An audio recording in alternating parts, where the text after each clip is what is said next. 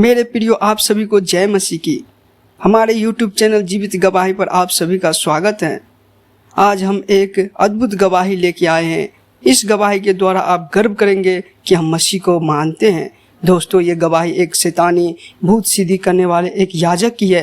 ये भाई अपने गवाही में बताते हैं कि ये 13 साल की उम्र में अपने शरीर में से आत्मा को निकाल के और जगह जगह पे जाके शराब बोला करता था।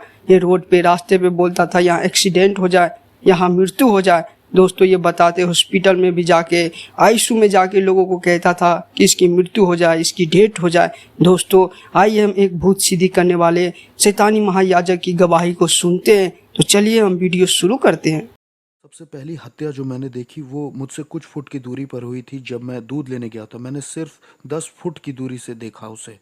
उन्होंने उसे 7 बार गोली मारी थी और मैंने एक के बाद एक बहुत सारी मौतें देखी अपनी ज़िंदगी में। साउथ ब्रॉक्स की सड़कों पर आपको एक हत्यारा, एक लूटमार करने वाला और एक बहुत चालाक इंसान बन के जीना होता है। मेरे पिता की तरफ के लोग तांत्रिक और भूत सिद्धि करने वाले थे। हम तंत्र मंत्र और भूत सिद्धि करते थे। हमारा कांटेक्ट खुद शैतान से था। मुझे याद है कि मेरे पिता कमरे में जाया करते थे शैतान की पूजा करने के लिए, और मैं शैतान की उपस्थिति को भी महसूस कर पाता था। और मेरे पिता आराधना करते थे, टंग्स में बोलते थे, शैतान की अन्य भाषाएं बोला करते थे, दुष्ट आत्माओं की। और वहाँ वो फूल चढ़ाते, कैंडल जलाते और पानी डालते थे। शाम को 7 बजे से लेकर सुबह 5 बजे तक मैं एक डिमोनिक चर्च में जाता था, जहाँ तंत्र मंत्र भी सिखाया जाता था। मुझे ट्रेंड किया जा रहा था, मैं ट्रेंड हो रहा था तांत्रिक बनने के लिए। मुझे भूत सिद्धि करने वाली जादूगरनी औरतें जो 30 साल से, 40 साल से, 50 साल से अपने धर्म में लगी हुई थी, ये सिखा रही थी कि कैसे बात करनी है प्रिंसिपैलिटीज से, शैतान से, ज़मीन वाली दुष्ट आत्माओं से। आप शैतान से डायरेक्ट बात नहीं कर सकते, आपको पहले अधिकार कमाना होगा।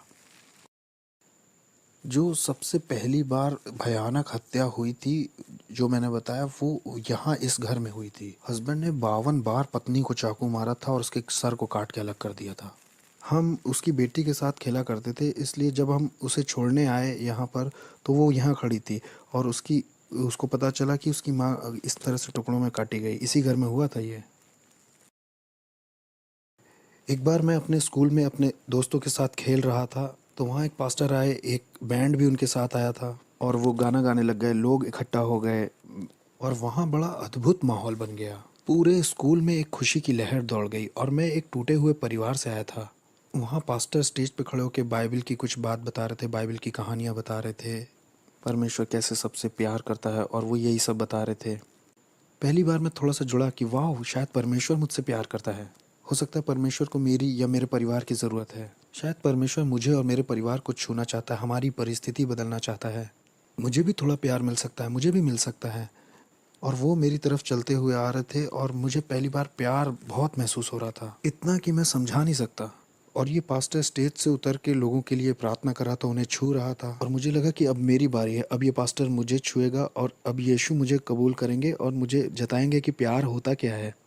और ये पास्टर मेरे बगल से चले गए। उन्होंने मुझे कभी नहीं छुआ, उन्होंने मुझे बिल्कुल नहीं छुआ।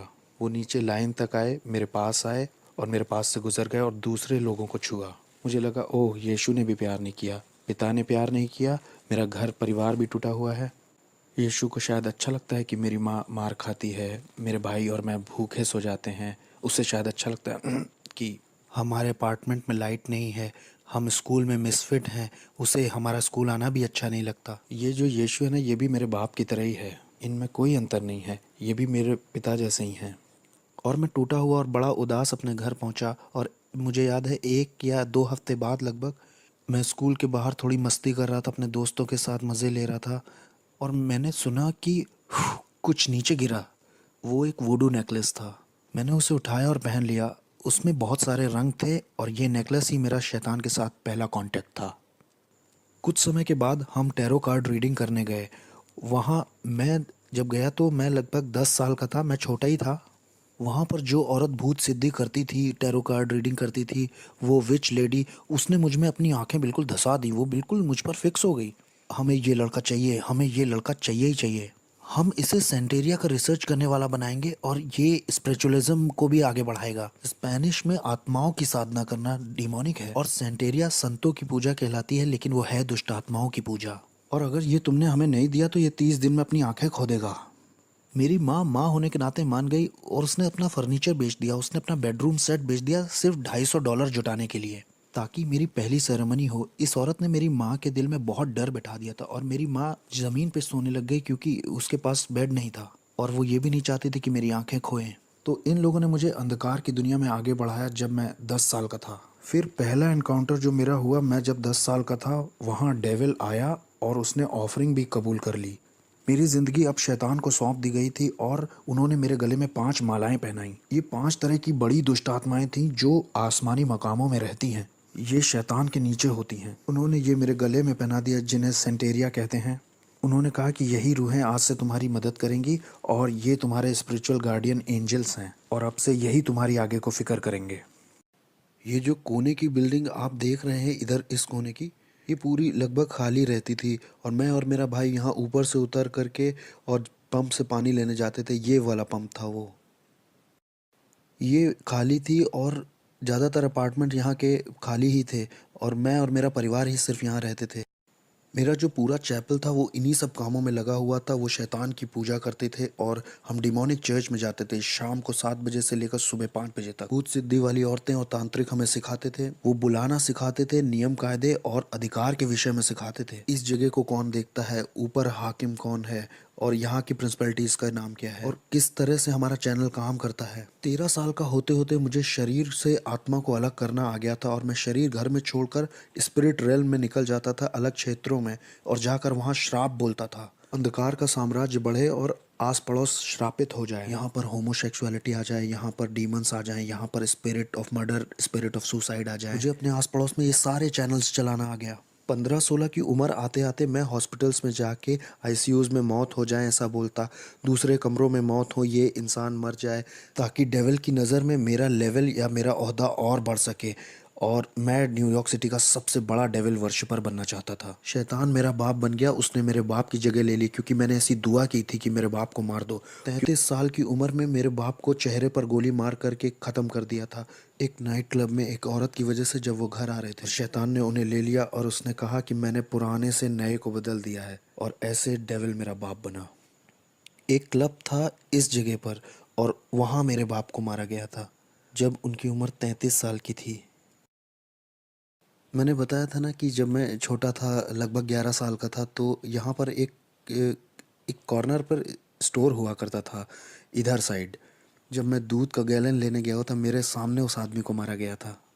शैतान का पुजारी होने से मेरा ओहदा अब बढ़ चुका था और इतना बढ़ गया था कि मैं प्रिंसिपैलिटीज़ को और दुष्टात्मा को इधर से उधर भेज सकता था। और मैं जैसे आपके साथ यहाँ बैठा हूँ, ऐसे मैं शैतान के साथ बैठा करता था और वो ह्यूमन फॉर्म में आ जाता था। उसकी उपस्थिति आती थी और मैं सारी रात उससे बात करता था और वो मुझको असाइनमेंट्स देता था। मैं अच्छे क्लब्स में और लॉन्ज में जा कर के चेक करता था कि किसको मैं अंधकार के साम्राज्य में ला सकता हूँ। मैं उनको उनका भविष्य बता देता था, उनकी ज़िंदगी के बारे में उन्होंने क्या क्या किया है और उनके साथ क्या होने वाला है, ये सब बता देता था। उन्हें बिल्कुल ये अंदाज़ा नहीं था कि मैं कौन हूँ। मैं बस दुष्टात्माओं की शक्तियों से भरा था।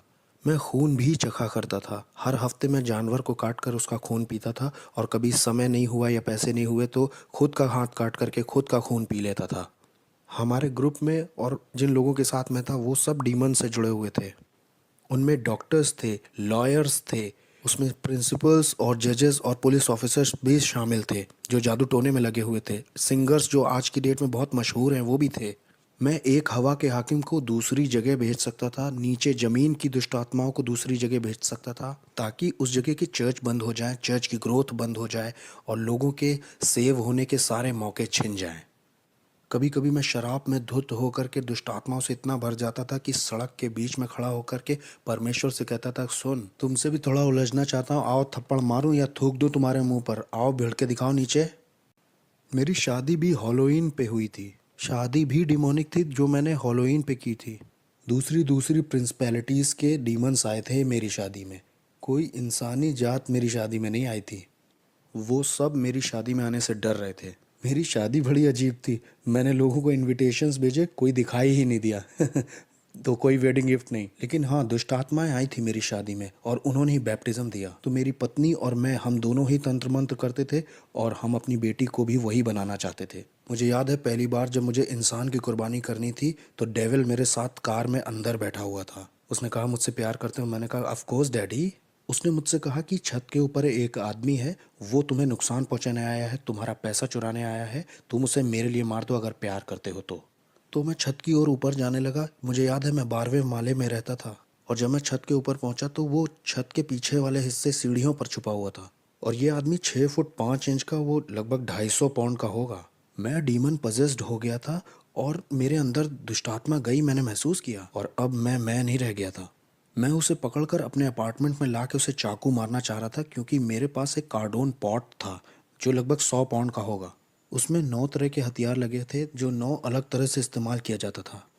और जैसे ही मैं उसे पकड़ने चला और उसे अपार्टमेंट में खींचने लगा, वो बस मेरे हाथ से फिसल गया और गायब हो गया। वो नीचे स्टोरवे के पास कूद गया। वो ऐसा जैसे ओलंपिक के एथलीट कूदते हैं, करके कूद गया। वो कूदा और गायब ही हो गया। मैं उसे पकड़ नहीं पाया तो मैं बहुत निराश हो गया। मैं अपनी पहली इंसानी कुर्बानी नहीं कर पाया। लोगों ने इसके ऊपर देखो कुछ लिख दिया है, लेकिन यहाँ पर एक डीमन है। ध्यान से देखो, ये वो डीमन है जो नर्क के दरवाजे की देखरेख करता है। इसी के बारे में मैं बता रहा था अपनी किताब में। वो सेंटेरिया वाली यही है, छोटा वाला दुष्ट आत्मा। ये वो दुष्ट आत्मा है जो हेटी को चलाती है। हेटी के ऊपर जो प्रिंसिपैलिटी है ना, वो यही है। और वहाँ पर जो वो वाला है ना, वो इस्लाम के ऊपर हाकिम है। अब यहाँ आगे आओ, ये देखो, लोगों को फंसाने के लिए द ट्रुथ। क्या हंसी आ रही है? सच, ये तुम्हें आज़ाद करेगा। ये देखो, ये भी ऊपर लगाया है ताकि लोगों को लगे कि ये भी इसी का हिस्सा है, मतलब ये इसका हिस्सा है। ये जगह कौन सी है? इस जगह को बोटानिका कहते हैं। ब्रॉन्क्स में जो लोग रहते हैं वो अगर जादू टोना तंत्र मंत्र करना चाहते हैं तो यहीं से सामान खरीद के ले जाते हैं, दूसरों को परेशान करने के लिए या मारने के लिए। आओ, हम अंदर चल सकते हैं।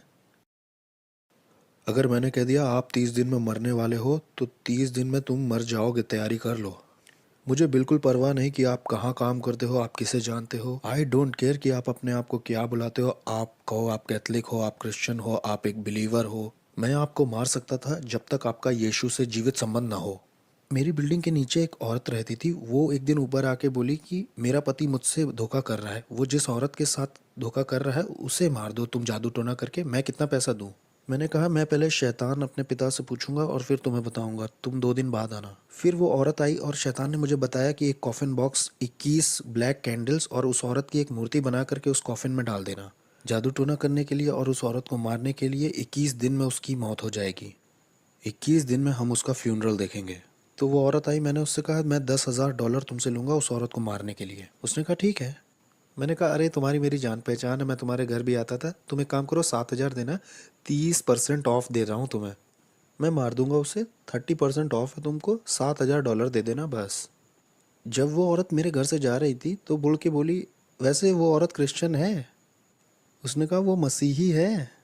मैंने कहा अब मैं उसे फ्री में मारूंगा। मैंने कहा मैं उसको अब फ्री में मारूंगा, मुझे इन क्रिश्चियंस को एक सबक सिखाना है, मैं उसे अब फ्री में ही मारूंगा। मैंने कहा मुझे तुम्हारा पैसा नहीं चाहिए, मैं फ्री में मारूंगा। तो मैंने उस पर तंत्र मंत्र किया, वूडू किया, लेकिन 21 दिन होने पर भी वो मरी नहीं। एक महीना हो गया वो मरी नहीं। और मुझे लगा अरे ये हो क्या रहा है, ये मेरी इज्जत का सवाल था। मैंने शैतान को बुलाया, मैंने दुष्ट आत्माओं को बुलाया, मैंने बढ़ा दी अपनी जादू टोना तंत्र मंत्र, मैंने उस पर दुगना जादू टोना शुरू कर दिया ताकि वो एक रात में ही मर जाए। लेकिन कुछ नहीं हुआ, कुछ नहीं हो रहा, कुछ नहीं हो रहा। और एक दिन ऐसा हुआ कि शैतान ही आ गया। मैंने महसूस किया उसकी उपस्थिति आई, और शैतान ने मुझसे कहा कि हमें ये प्लान छोड़ना होगा जिस औरत को तुम मारना चाहते हो। मैंने कहा प्लान क्यों छोड़ना होगा, मेरी इज्जत दांव पे लगी है, मैं एक भूत साधक हूँ, मैं तांत्रिक हूँ, अगर मैंने उसे नहीं मारा तो लोगों को लगेगा कि मेरे अंदर ताकत नहीं है। उसने कहा तुम समझ नहीं रहे हो, जिस परमेश्वर की वो सेवा करती है वो उसे अकेला नहीं छोड़ता है, उसे छुओ मत। मैंने कहा कौन है ये ईश्वर? उसने कहा वो जिसकी सेवा करती है। मैं बहुत गुस्से में था। मैंने कहा नहीं, 1 हफ्ता और लेते हैं, चलो मारते हैं। उसने कहा नहीं, जिसकी वो सेवा करती है वो उसे अकेला नहीं छोड़ता है। जिस तरह का जादू टोना मैंने उसके ऊपर किया था ना, उसे 21 दिन से कम में मर जाना चाहिए था। और भाई कैसे हो? ये ईजबेल है, इनके धर्म की ये ईजबेल है। देखो ये कैसे काम करता है। ये स्टैचूज जो हैं इनका कोई मतलब नहीं है, लेकिन इसके पीछे एक दुष्ट आत्मा है। तो अपने खुद के लिए मुझे उसे पहचानने के लिए इसका बनाया जाना बहुत ज़रूरी है, नहीं तो मैं उस आत्मा से नहीं जुड़ सकता। उस दुष्ट आत्मा से मेरी जान पहचान नहीं हो सकती। हमारे बीच में कुछ कॉमन नहीं है। मैं आदमी हूँ, वो एक आत्मा है, और आत्माओं में भी वो दुष्ट आत्मा है। मैं उससे जुड़ ही नहीं पाऊंगा। उससे जुड़ने के लिए मुझे इसको बीच में लाना ही होगा। ये इंसानों की तरह दिखते हैं, लेकिन इस आदमी के पीछे भी एक कहानी है। उस कहानी की वजह से ही आप उससे जुड़ सकते हो, और ये दुष्ट आत्मा उसकी वजह से चलन कर सकता है। और ऐसा ही इन लोगों के साथ भी है। बाद में इनके नाम रखे जाते हैं, और इनके भी जन्मदिन होते हैं, इनके भी अपने दिन होते हैं। किस तरह से इंसान फंस के पकड़ा जाता है इस दुष्ट आत्मिक संसार में और तंत्र मंत्र में, जानते हैं? ये वो जाल हैं जिनसे दुष्ट आत्माएं ऑपरेट करती हैं, अपना चलन करती हैं। इन्हीं मूर्तियों की वजह से इंसान अपने सारे शैतानी काम और शैतानी मजहब चला पाता है। यहाँ ऐसी कोई चीज़ नहीं है जिसे पवित्र कहा जा सके, बस एक ही है, वो हम हैं। इस जगह पे होता क्या है? वहाँ पीछे तंत्र मंत्र होता है, वूडू होता है। वहाँ कुछ मंत्र बोले जाते हैं और उससे मूर्तियाँ पवित्र की जाती हैं। ये सारी दुष्ट आत्माएं चाहती हैं कि आप एक नई मूर्ति खरीदें ताकि आप दुष्ट आत्मा को घर ले जा सकें।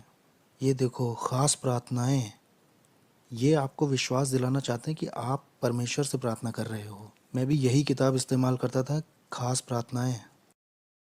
इनका मकसद ही है कि आपको लगे कि आप ईश्वर से प्रार्थना कर रहे हैं, लेकिन इनमें कोई भी ईश्वर में बाइबल का कुछ नहीं है, ना बाइबल की कोई बात है, ना क्रूस की कोई बात है। मैं न्यूयॉर्क अमेरिका में तीसरे नंबर का वो इंसान था जिसके पास एक ऐसी किताब थी जिसमें चिन्ह बने थे सारी दुष्ट आत्माओं के और सारे हाकिमों के, और कैसे लोग ये तंत्र मंत्र सीख सकते हैं। और कोई इस तरह की किताब को नहीं रख सकता, या किसी के पास ऐसी किताब नहीं हो सकती जब तक डेविल उस पर खुद साइन ना कर दे। और मैं तीसरा वो इंसान था जिसके पास ये किताब थी। और मैं इस किताब के निशानों का इस्तेमाल करके जादू टोना करता था ताकि लोगों का दिमाग ख़राब हो जाए और वो बीमार पड़ जाए। जाने कैसे तंत्र मंत्र से मैं उन्हें बीमार करके लेप्रोसी, किसी को कैंसर दे देता था। मैंने लोगों के ऊपर ऐसा जादू टोना किया कि उनके साथ गर्भपात हो, उनके जीवन में अबॉर्शन आ जाए, लोग हॉस्पिटल जाएं, सर्जरी ही करवाएं, बिना सर्जरी के हॉस्पिटल में रहें। जादू टोने से मैंने लोगों को पागल भी किया है। मैंने जादू टोना करके लोगों के ऊपर दुष्ट आत्माएं भेजी, बाइपोला की, सिजोफ्रेनिया की, और भयानक बीमारी और सुसाइड की स्पिरिट। मैं रात भर बैठकर शैतान से घंटों बात किया करता था। जब क्रिश्चियंस यहाँ चर्च भी 1 घंटे के लिए नहीं जाते, बहुत से क्रिश्चियंस 1 घंटे दुआ भी नहीं करते। आत्मिक संसार ज़्यादा रियल है इस संसार से जो दिखता है। और हमने इसे महसूस किया था कि जो कुछ यीशु में ढका हुआ नहीं है उसे बहुत आसानी से टारगेट बना सकते हैं गिराने के लिए। जैसे नास्तिक लोगों को आराम से मार सकते हैं हम। यहोवा विटनेस वाले लोग आसानी से मारे जा सकते हैं। मोर्मोन्स भी आसानी से मारे जा सकते हैं। और ऐसे लोग भी जो कहते हैं शैतान होता ही नहीं है, वो भी बहुत आसानी से मारे जा सकते हैं, क्योंकि वो आत्मिक सहायता कभी मांगेंगे ही नहीं। मुझे याद है कि एक बार हमारे पड़ोस में निकी क्रूस का ग्रुप आया हुआ था। वो उसको ट्रूस बुलाते थे। वो चलते चलते वर्शिप करते हैं, फिर वचन का प्रचार करते हैं, फिर कहीं और निकल जाते हैं और वही करते हैं। और मैं इनके पीछे कुछ इस तरह से लगा कि इन्हें पीछे कर दूं, इन्हें कुचल दूं। और ये जवान बच्चे थे, कोई 18, कोई 19, कोई 20, कोई 16 ऐसे थे। और मैंने कहा कि ये मेरे पड़ोस में कैसे ये गंदे गाने, ये कूड़ा मेरे बगल में बजा सकते हैं, जिसे आज हम आराधना कहते हैं। ये गंदे गाने थे मेरे लिए। अब मैं इनके पीछे पड़ के इन्हें बर्बाद कर दूंगा। जब मैं वहाँ ऊपर गया तो जहाँ मतलब वो लोग थे, वहाँ एक आँख की दीवार थी जिससे मैं उन्हें छू नहीं पा रहा था और ना उसके पार जा पा रहा था। किसी चीज़ ने मुझे रोका। जितनी बार भी मैंने आत्मिक शक्तियों को बोला जाओ, तो वो नहीं जा पाई, वो रुकती रहीं। और मैं कभी भी उन बच्चों को छू नहीं पाया। मैंने कहा कुछ तो सही नहीं है, कुछ तो ऐसा है जो सही से नहीं हो रहा। फिर मैं वहाँ से निकल गया। मैंने कहा अब मैं इनके साथ नहीं लगूंगा, इन्हें अकेला छोड़ देता हूँ। ठीक है, ये पहला राउंड जीत गए। तो क्या इस वक्त आत्माएं हमें देख रही हाँ, हैं? वो हमें देख तो रही हैं। हाँ, वो देख रही हैं। तो हम सुरक्षित हैं, हम सुरक्षित हैं हाँ, ना? हम सुरक्षित हैं। हम यीशु के लहू में ढके हुए हैं। यीशु के खून जैसा कुछ भी नहीं है। Okay okay. आमीन। वो हमें छू नहीं सकते। हमारे पास सुरक्षा का बाड़ा है। हमारे चारों ओर सुरक्षा का बाड़ा है भाई। हम यहाँ आ सकते हैं और हम यहाँ की दुष्ट आत्माओं के पीछे भी पड़ सकते हैं। और हम इस जमीन को यीशु के नाम से श्राप भी दे सकते हैं और शैतान हमारा कुछ कर भी नहीं सकता। मेरे पास बहुत पैसा था, बहुत बढ़िया कारें, बहुत सुंदर लड़कियां थीं। मेरे पास दुनिया का सब कुछ था। मेरे पड़ोसी मुझसे डरे हुए थे, क्योंकि जो मैं था वो कहते थे तुम इससे उलझोगे तो तुम्हारे घर के लोग मरेंगे, तुम इससे उलझे तो ये बंदूक नहीं चलाएगा, ये सोते में मार देगा सबको।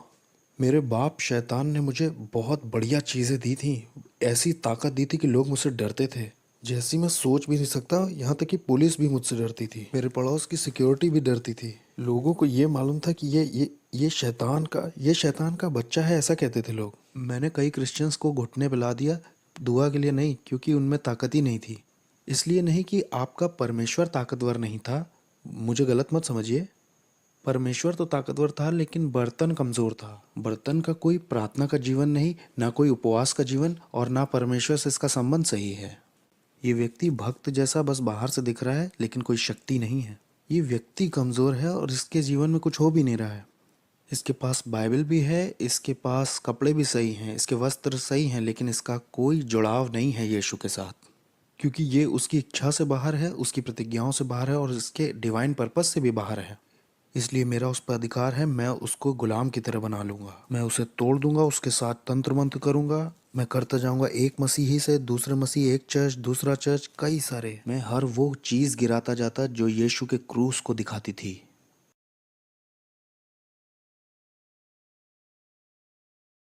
बहुत ही दुष्ट आत्माओं से भरी हुई जगह है। तो इस जगह का बहुत असर होगा ना आस पड़ोस पर। हाँ, और क्या। ये जो पूरा एरिया है ना, ये इसी की वजह से लॉक्ड है। ये शैतान का गढ़ है, हम शैतान के गढ़ में गए थे। इस गढ़ का पूरा बाजार नरक से था।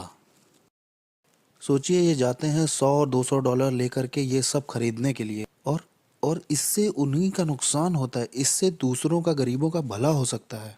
इससे उन्हें लगता है कि उनकी ज़िंदगी और अच्छी हो जाएगी, उनकी ज़िंदगी और बेहतर बन सकती है। इससे वो सोचते हैं कि उनकी उन्नति होगी, उनके शाप, उनकी पीढ़ियों के शाप टूटेंगे।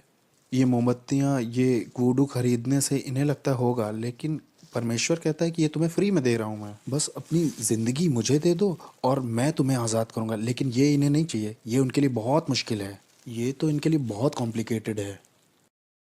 लोग इस तरह की जगह में आते हैं, $200 भी खराब करते हैं और ज़िंदगी सोचते हैं अच्छी हो जाएगी और बहुतायत से भर जाएगी।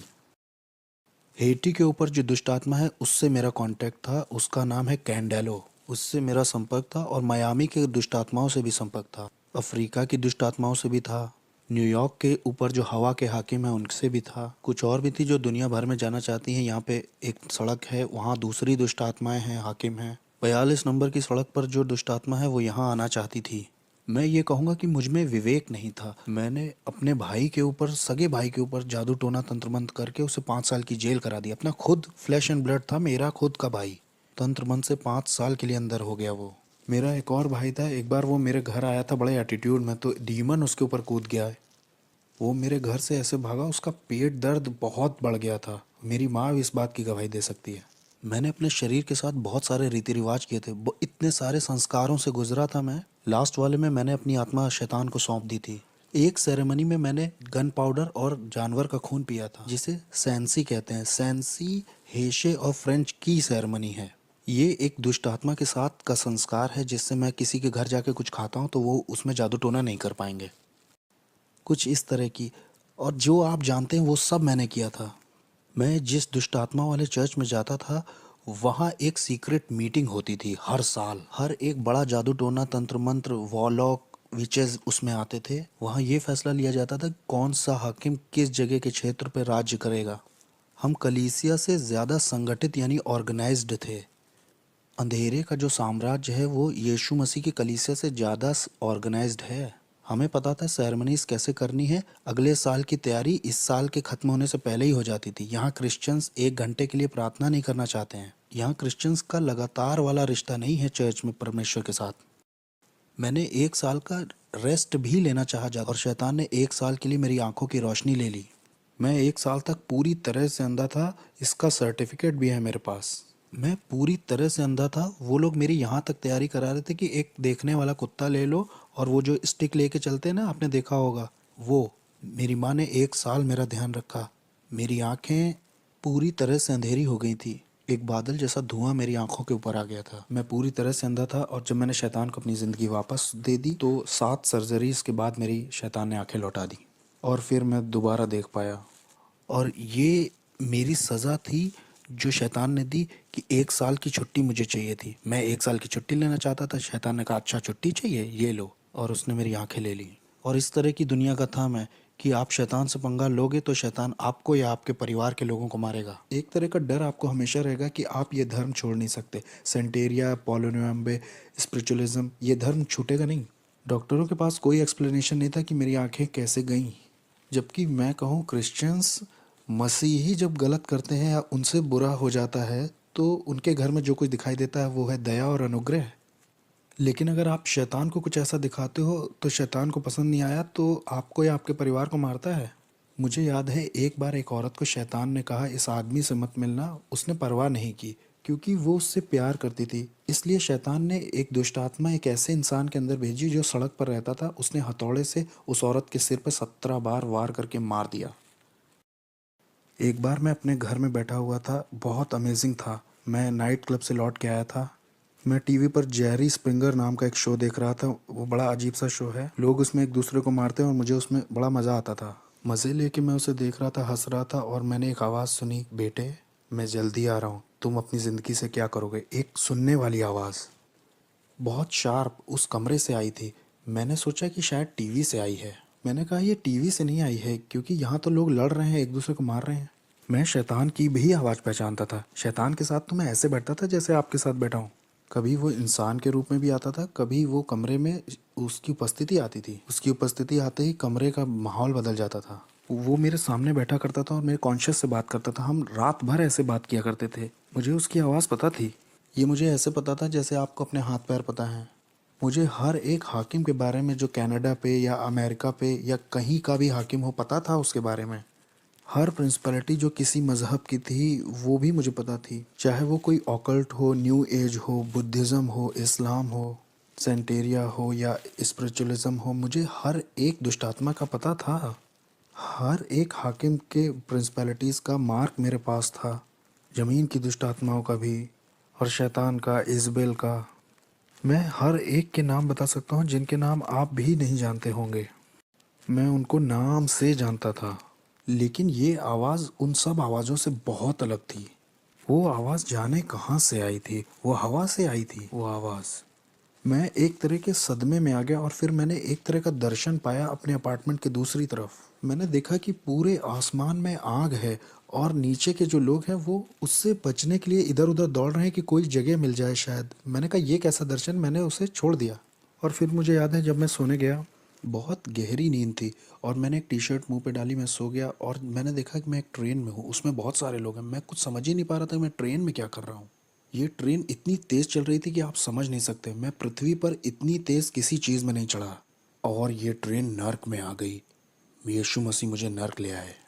और जब मैं नर्क में पहुंचा तो वो ट्रेन दरवाजे से बहुत कस के लड़ गई। एक इतनी तेज़ आवाज़ हुई कि सब खुल गया और बहुत गर्मी बाहर आ रही थी, न जाने कहाँ से। वहाँ सांस लेने में भी बहुत दिक्कत हो रही थी। मैं ट्रेन से जैसे बाहर आया तो उसमें जो लोग थे उनके चेहरे नहीं दिख रहे थे, लेकिन उनके चेहरे पर डर दिखाई दे रहा था। वो डर आप महसूस कर सकते थे। ये डर इस बात का था कि आप वहाँ से कभी बाहर नहीं निकलेंगे।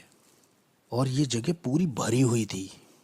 और मैंने कहा मैं यहाँ के लिए नहीं बना हूँ, मैं यहाँ नहीं मर सकता ना, मुझे यहाँ नहीं मरना, ये मेरे लिए नहीं है। मैं यहाँ के लिए पैदा नहीं हुआ हूँ। मैं अपने आप से ही बातें कर रहा था। मैं यहाँ नहीं रहने वाला। इसलिए मैं एक कोई सुरंग ढूंढने लगा जहाँ से मैं निकल सकूँ। तो मैं सुरंग ढूंढने के लिए आगे गया, या कोई खिड़की ढूंढने, या कोई, हो सकता है वहाँ कोई जगह दिख जाए जहाँ से मैं बाहर आ सकूँ और मैं अपनी रियलिटी में लौट सकूँ। लेकिन वहाँ कोई गैप नहीं था। मुझे याद है वहाँ जितना मैं आगे उस सुरंग में जा रहा था उतना ज़्यादा मुझे डर घेर रहा था और मुझे लोगों की तकलीफ़ें सुनाई दे रही थी, आवाज़ें। वहाँ अंधेरा और डर ओढ़ लेता है जैसे कोई कपड़ा पहन लिया हो। वो आपको लपेट जैसा लेता है। वहाँ आपका कोई बस नहीं चलता है। कुछ जकड़ जैसा लेता है, वो आपको जाने नहीं देता। यहाँ तक कि मैं अपना हाथ भी नहीं देख पा रहा था। वो एक पर्दे की तरह था, जैसे आप किसी बच्चे के कुएं या जानवर के कुएं में गए हैं। ये कुएं जैसा नहीं था, मैं समझा नहीं पाऊंगा इसे।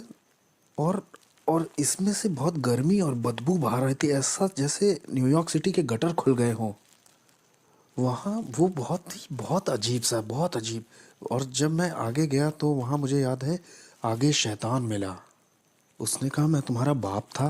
वो डिमोनिक टंग्स में बोल रहा था कि मैं तुम्हारा बाप था, मैंने तुम्हें सब कुछ दिया जो चाहिए था, मैंने तुम्हारी केयर की, मैंने तुम्हें आशीष दी, मैंने तुम्हें प्रोटेक्शन दी, मैंने तुम्हारे लिए लोगों को मारा है, तुम्हारे लिए सब कुछ किया, तुम्हें पावर दी, तुम्हें तुम्हारा नाम बनाया इस साम्राज्य में। जो तुम्हारे विरोध में उठे उन्हें मार दिया, क्योंकि मैं तुम्हारा इस्तेमाल करने वाला था अपने राज्य को लाने के लिए पृथ्वी पर। और तुम मुझे छोड़ना चाहते हो, मुझसे धोखा करना चाहते हो, और ये सब डिमोनिक टंग्स में हो रही थी। और मैं भी उससे दुष्ट आत्माओं की अन्य भाषा में बराबर बोल रहा था। मैंने कहा नहीं, मैं छोड़ूंगा नहीं, मैं बस कंफ्यूज हूँ, मुझे समझ नहीं आ रहा हो क्या रहा है। उसने कहा नहीं, मुझे मालूम है तुम क्या करोगे, तुम मेरे धर्म को एक्सपोज करोगे कि मैं कौन हूँ और मेरे आत्मिक संसार में कैसे काम करता हूँ। मैंने तुम्हें वो चीजें बताई हैं जो किसी को नहीं बताई, क्योंकि मैं तुम पे भरोसा करता था कि तुम मेरे राज्य को आगे बढ़ाओगे, क्योंकि मैं और तुम्हारा इस्तेमाल करना चाहता था बड़े पैमाने पर। और कंफ्यूज होकर उसने मेरी मेरी गर्दन पकड़नी चाहिए, और जैसे ही मुझे मारने के लिए उसने गर्दन पकड़नी चाहिए, एक क्रॉस मेरे हाथ में यीशु मसीह का आया। और न जाने 3-4 क्रॉस कैसे नर्क में आ गए जब मैंने ब्लू शॉर्ट्स और टी शर्ट पहन रखी थी। और जैसे ही मैंने वो क्रूस उसके ऊपर छुआया, वो ऐसे पिघल गया जैसे वो कोई बच्चा हो। वो एक बच्चे की तरह ज़मीन पर गिर पड़ा और उसमें कोई ताकत नहीं थी। और फिर मैंने उस मौके का फ़ायदा उठा करके भागना शुरू किया उस तरफ जिधर दरवाज़ा लग रहा था मुझे, या शायद वहाँ कोई मुझे दरवाज़ा दिखाई दे जाए। जो मेरी उम्मीद थी, वहाँ वहाँ आशा जो थी वो ऐसी थी जैसे वहाँ किसी तरह की कोई आशा ही ना हो। वहाँ कभी ऐसा नहीं लगता कि आप बाहर आ पाएंगे। बस बस यही आपका द एंड है। जिस डर ने उस वक्त मुझे पकड़ रखा था, वो डर मैं समझा नहीं पाऊंगा, ऐसा डर मुझे कभी नहीं लगा। मैंने उस तरह की निराशा कभी महसूस ही नहीं की थी।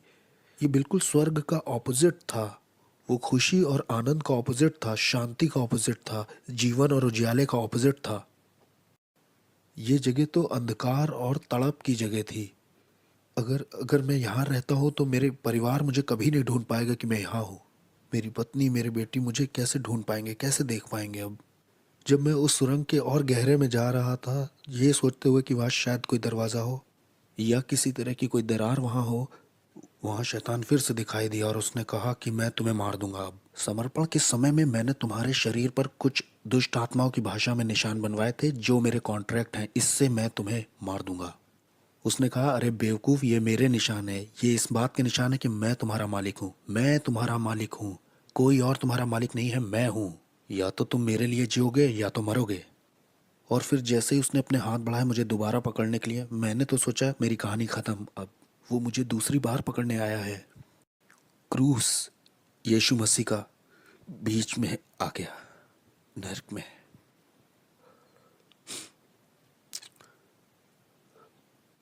कोई प्यार नहीं है क्रूस से बढ़ के जो मेरे जैसे पापी के लिए आए नर्क में। दाऊद कहता है कि अगर मैं अपना बिछौना अधोलोक में भी बिछाऊं तो उसे पता है। अनुग्रह और सच्चाई नर्क में दिखाई दी। अनुग्रह और सच्चाई को मेरे बारे में पता था। अनुग्रह और सच्चाई की मेरी जिंदगी में एक योजना थी। मेरे गलत, शैतानी, घमंडी और खुदगर्ज और स्वार्थीपन का जब अंत हो गया नर्क में, जब मेरा समय भी पूरा हो गया था, तब यीशु मसीह दिखाई देते हैं मेरे जैसे मिसफिट के लिए और कहते हैं तुम्हारे लिए मेरे पास योजना है, मैं तुमसे प्यार करता हूँ जितना तुम सोच नहीं सकते। वो मुझे नर्क में दिखाई दिए और जब मैं वापस आया, मेरी आत्मा शरीर में वापस आई, तब मैंने अपने घुटने टेके यीशु मसीह के नाम से। मेरे पास $1,00,000 का सामान था तंत्र मंत्र का, मैंने फेंक दिया। मैंने तंत्र मंत्र सब फेंक दिया। मैंने अंधेरे के साम्राज्य से जुड़ी हर एक चीज़ फेंक दी। हेटी के लोग और क्यूबा के लोग और मियामी, न्यूयॉर्क के लोगों ने सोचा कि इसे मार दे क्योंकि ये बहुत जानता है, क्योंकि इसे बहुत कुछ पता है, इसलिए इसे मारना चाहिए। हमें इसे मारना ही होगा क्योंकि ये बहुत कुछ जानता है। ये अब हम में से एक नहीं रहा, इससे मारना तो ज़रूर है। वो आए मुझे मारने के लिए, उन्होंने अपनी तरफ से कोई कसर नहीं छोड़ी। मैं दिन में सोने लगा था क्योंकि दिन और रात दुष्ट आत्माएं आती थी और मुझे बहुत टॉर्मेंट करती थी, बहुत सताती थी। ये सब 30 दिन तक चलता रहा। 30 दिन तक वो मेरे गले को पकड़ते थे, वो मेरे बिस्तर को मुझे उठा के फेंक देते थे। मैं बिस्तर पर लेटे महसूस करता कोई मेरे बगल में लेटा हुआ है, बर्फ़ के जैसा कोई ठंडा, और जैसे मैं मुड़ के देखता तो मैंने डेविल को खुद देखा वहाँ लेटे हुए। ये सब चलता रहा 30 दिन तक, एक के बाद एक। मुझे सताया जा रहा था, टॉर्चर किया जा रहा था, पागल करने की कोशिश की जा रही थी। मेरे शरीर से मेरी आत्मा खींचने की कोशिश की जा रही थी। मैं रात में ऐसे डरता था जैसे रात में कभी नहीं डरा। 30 दिन तक मैं चिल्लाता रहा और मुझे प्रार्थना करना भी नहीं आता था। सिर्फ बोलता था जीसस जीसस जीसस। प्रार्थना आती नहीं थी तो वो बहन तो इस तरह से चर्च में प्रार्थना करती है, वो भाई ऐसे प्रार्थना करता है। मैं सारी दुआओं को मिला जुला के करता था ताकि मैं अपनी ज़िंदगी के लिए लड़ सकूं। और एक दिन ऐसा हुआ कि मैं चर्च में आराधना कर रहा था और मेरे दिमाग में सवाल चल रहे थे कि क्यों तूने मेरे साथ ये सब होने दिया प्रभु। और उस दिन मैंने ये आवाज़ सुनी कि मैं देखना चाहता था कि तुम मुझसे कितना प्यार करते हो। और उसने कहा मैं देखना चाहता था तुम कितना भरोसा करते हो मुझ पे। और उस दिन के बाद से शैतान कभी आगे को मेरे पीछे नहीं पड़ा। मैं यीशु के लिए एक इवेंजलिस्ट बन गया।